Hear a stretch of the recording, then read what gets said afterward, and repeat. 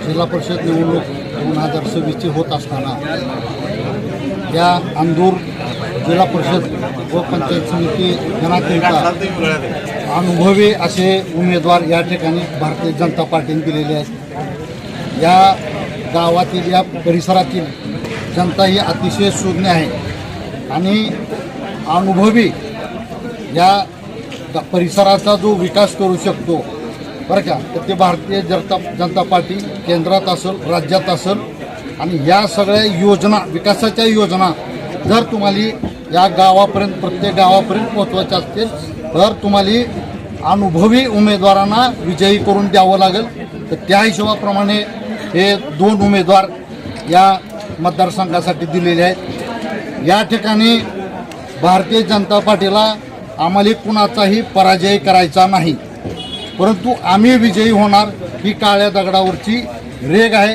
सर्वसामान्य जनतेवर आमचा विश्वास आहे की या दोन्ही उमेदवाराला हे प्रचंड मताने निवडून देतील आणि विकास जो करायचा त्या विकासाला हे सर्वजण मदत करतील, हे मतदानाच्या रूपाने ते करतील या विश्वासाने या ठिकाणी गणरायाचा आशीर्वाद घेऊन या ठिकाणी नारळ वाढवलेला आहे।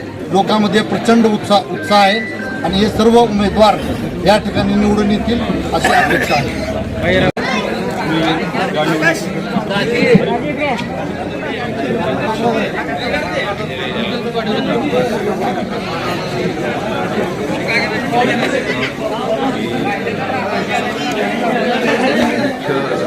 रस्त्यासह अनेक गावांच्या विविध विभागामध्ये कामं झालेली आहेत। गटाची प्रत्येक गावात कामं झालेली आहेत आणि मोदी सरकारचं धोरण असेल, राज्य सरकारचं धोरण असेल, शेतकऱ्यांना मदत करण्याचं शासनाचं धोरण आहे। त्यामुळे आज जनता भाजपच्या पाठीशी आहे। आमचा विजय निश्चित आहे।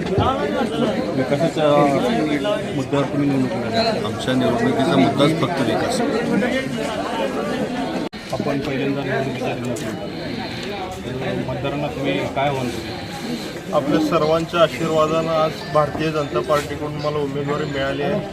त्याबद्दल मी सर्वांचं आभार मानतो आणि मतदारांना आवाहन करतो की आपण भरपूर मताने भारतीय जनता पार्टीच्या दोन्ही उमेदवाराला विजय करतो।